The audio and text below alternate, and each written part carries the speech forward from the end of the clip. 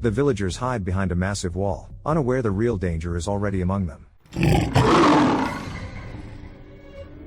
As the Northern Legion Trading Company pushed west, they built a fort deep in the wilderness. Each spring, 36 settlers set off for Hudson Bay, their boats heavy with animal pelts, returning in the fall with vital supplies to survive the harsh winter. But in 1815, they never came back, lost to nightmarish creatures. Sisters Brigette and Ginger Fitzgerald ride through the snow-covered Canadian forest on horseback. After some time, they realize they're lost, but Ginger is certain that mysterious forces have led them astray. Determined to continue, they try to push forward, but their horse refuses to move any further, forcing them to continue on foot. Soon, they stumble upon an abandoned Native American camp, clearly attacked by some unknown creature. Shocked, the sisters survey the wrecked huts and then spot an elderly woman, a seer, nearby. When they ask her what happened, she cryptically tells them that her sisters are dead and hands them matching medallions. Brigitte thanks the woman and puts one medallion on herself, the other on the frightened Ginger. But the old woman suddenly warns them that they must take the life of a certain boy, or one sister will kill the other. At that moment, their horse starts to panic and runs off in fear. The girls try to chase after it,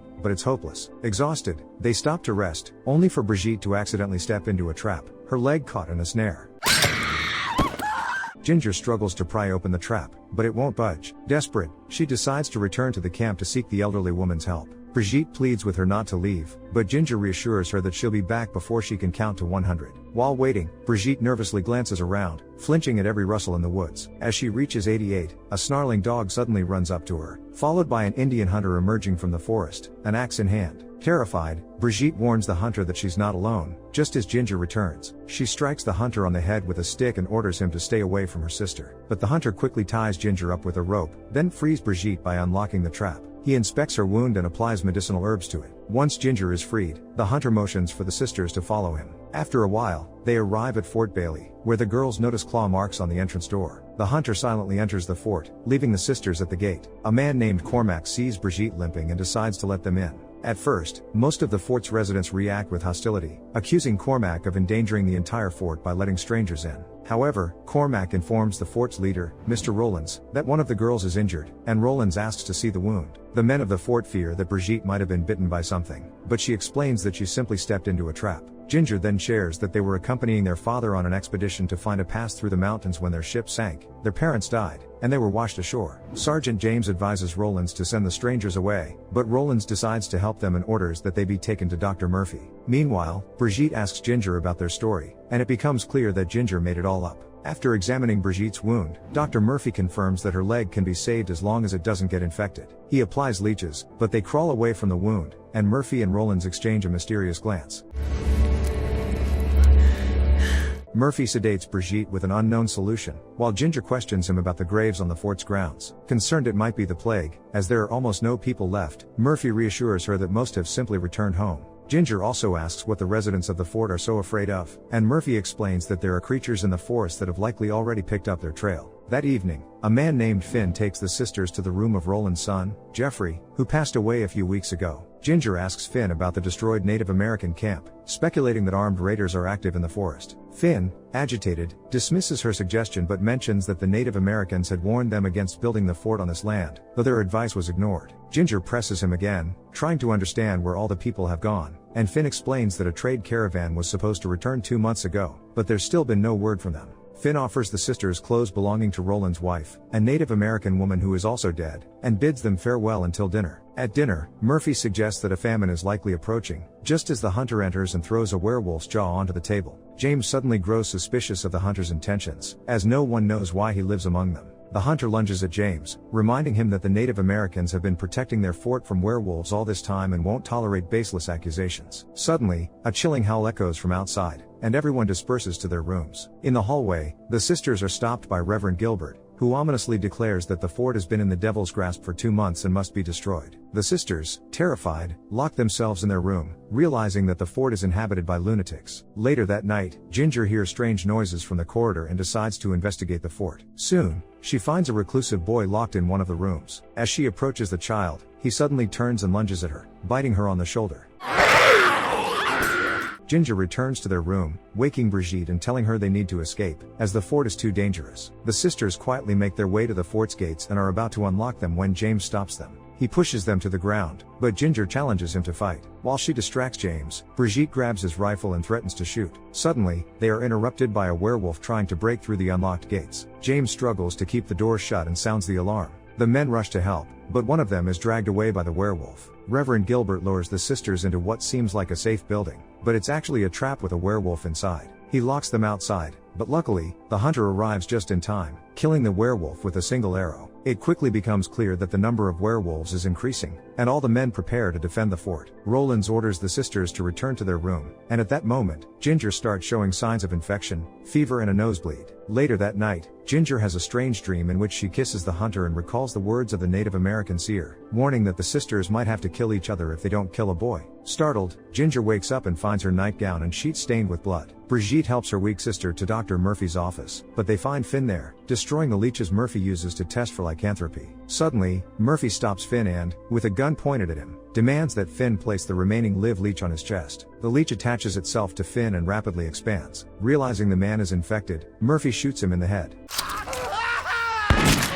He steps into the yard where the men are inspecting one of the defeated werewolves. They spot a tattoo on him and realize it's Jean-Pierre, the captain of a trading ship. Seamus comments that the entire crew of the ship has turned into werewolves, but Jean-Pierre's brother refuses to believe it. Seamus suggests they leave the fort and follow the hunter. James refuses to take orders from the Native American, and Reverend Gilbert starts rambling about how they've earned these trials. A conflict brews between the men, but Rollins points out that they have no other choice. Staying here has become too dangerous. The men burn the bodies of their former friends and mount the monster's head on a stake at the fort gates to warn off other werewolves. Ginger confides in Brigette, revealing that Roland's son, Jeffrey, is actually alive. He's a werewolf, and he's the one who bit her. Soon, Ginger falls asleep, only to be woken by Jeffrey, now in human form. He climbs onto her bed and says he can't find his mother, then quickly runs off. Ginger tries to stop him but doesn't have the strength. Later that night, Brigette examines Ginger's wound and notices that hair is beginning to grow on it. She sets out to find some painkillers for her sister, and Rollins intercepts her. He asks if Ginger is alright, and Brigette reassures him that she's just shaken up.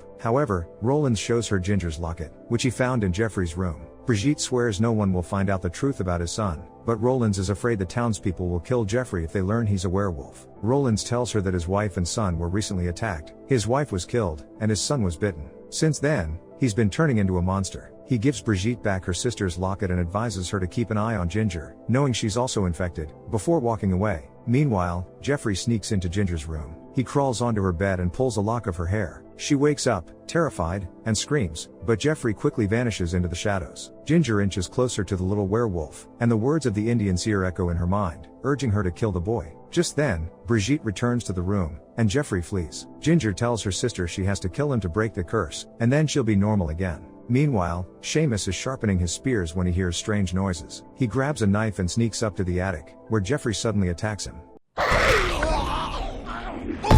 Soon, James and the other men discover Jeffrey's body, and beside him, they find a lock of red hair, making James suspect Ginger of the attack. The men storm into the sisters' room and drag Ginger to Dr. Murphy, while James stays behind with Brigette and attempts to assault her. Suddenly, Rollins bursts into the room, brandishing a weapon, and forces James to leave. Brigette begs Rollins to help her save Ginger, but he tells her it's too late. Ginger is already infected. Brigette threatens to expose the truth about his son, which would lead to his death as well. Reluctantly, Rollins agrees to help the sisters, and they head to Dr. Murphy's office, where Reverend Gilbert is preparing to shoot Ginger. Rollins threatens Gilbert with his weapon, demanding that he let Ginger go. The men argue that a lock of Ginger's hair was found next to Seamus's body, but Brigette insists her sister never left the room. Ignoring her protests, the men move forward, and Dr. Murphy retrieves a leech to test Ginger for lycanthropy. Rollins pleads with Murphy to stop, but when the doctor doesn't listen, Rollins shoots him. The frightened men flee the doctor's office, and Rollins helps Brigette free Ginger. The sisters return to their room, and Ginger declares that she must kill Jeffrey as soon as possible. Brigette just wants to leave and hopes there's another way to break the curse, but Ginger insists on her plan. Brigette gives Ginger back her locket, and with a knife in hand, Ginger sets off to find Jeffrey. She soon finds him by his mother's grave and almost slits his throat, but then she feels a sudden pity for him and can't bring herself to harm him. At that moment, the men spot them and open fire, forcing Ginger and Jeffrey to flee. Meanwhile, the hunter bursts into Brigette's room. He tells her it's too dangerous to stay here and reveals that he's seen her face in his dreams since childhood. He spent his life waiting for this moment to protect her. According to the seer, their destinies are intertwined, and the hunter suggests they go to her now to learn the truth. However, Brigette insists she won't leave without Ginger. The hunter warns her that her sister is now incredibly dangerous and that soon, even Brigette's love for her won't be enough to stop her. Suddenly, a commotion outside grabs their attention. The men have captured Jeffrey and are preparing to kill him, just as they did with the other werewolves. They accuse Rollins of lying and causing Dr. Murphy's death, but Rollins reminds them that he's still the leader of the fort, and he will do what he deems necessary. Rollins approaches his disfigured son, but Jeffrey pushes him away and runs. The men aim their weapons at him, but Rollins makes a decision. He will personally shoot Jeffrey. The sisters reunite, and Ginger, in despair, admits that she couldn't bring herself to kill Jeffrey, and now the curse can never be lifted. Rollins no longer sees any reason to help Ginger and demands that she leave the fort. Brigette leaves with her sister, and they once again stumble through the snow-covered forest. Suddenly, Ginger stops, sensing someone is watching them. From behind a tree appears a young Native American named Milo, whom James had recently banished from the fort due to his race. Brigette asks Milo for help in finding the hunter's cave, and he agrees to lead them. Along the way, they hear the sound of werewolves surrounding them. Suddenly, Ginger disappears from view, and soon Brigette finds the injured Milo. Ginger returns to her sister, confessing that she couldn't control herself and attacked Milo. She urges Brigette to leave her, as she may end up killing her too, but Brigette refuses to abandon her. The sisters eventually reach the hunter's cave, where they find an elderly seer. The seer claims that nothing can be done for Ginger now, and that she should have killed the boy before he bit her. Soon after, the hunter returns to the cave. He explains that the English and the French brought diseases and the werewolf curse to their land. The Native Americans have long known that two sisters, Red and Black, would come for the werewolf and determine the course of things. The seer offers Brigette a special drink that will allow her to see her fate. Brigette drinks it and falls into a trance, where she sees the hunter preparing to chop Ginger down with an axe. She tries to stop him, but ends up stabbing Ginger in the chest instead. When Brigette comes to, she is horrified to find that Ginger has torn the seer's throat out and fled. The hunter asks what Brigette saw in her trance, and Brigette admits that she didn't see her own end, but Ginger's. The hunter confesses that in his visions, he sacrificed himself so Brigette could kill Ginger. That means she must end her sister's life in reality. Brigette tries to refuse, but the hunter hands her a knife and convinces her there's no other way. He suggests they return to the fort and wait for Ginger, who will undoubtedly come back for her sister. However, when they arrive at the fort, the hunter takes the knife from Brigette, and she finds herself captured by James and the other men. That night, Reverend Gilbert forces Brigette to beg for forgiveness to save her soul, but she refuses and spits in his face. In response, he drags her to the square, where preparations are being made to burn her alive, but the hunter stops him by shooting him in the arm. Gilbert begs Rollins to finish what he started, but instead, Rollins first impales him with a spear in the stomach, then sets him on fire with a torch. At that moment, Ginger returns to the fort. James confronts her, and they struggle as he begins to beat her, but she slashes his throat with her claw. Ginger then opens the gates and lets in the other werewolves, who begin attacking the remaining inhabitants of the fort. Wounded Rollins helps Brigette, then returns to the house, sets it on fire, and shoots himself in the head. While Brigette fends off the werewolves with torches, the hunter kills them one by one. However, he too is bitten. He hands Brigette the knife once more and urges her to kill her sister, but instead, she plunges the knife into his chest and reunites with Ginger. The sisters leave the burning fort, vowing to stay together forever. Brigette takes Ginger's hand and presses their wounds together, thus infecting herself. What would you do if you were in the heroine's shoes? Would you sacrifice your sister's life to save others? Or would you stand by your closest person no matter the cost? Share your thoughts in the comments below, hit the like button, and don't forget to subscribe to the channel. See you in the next video.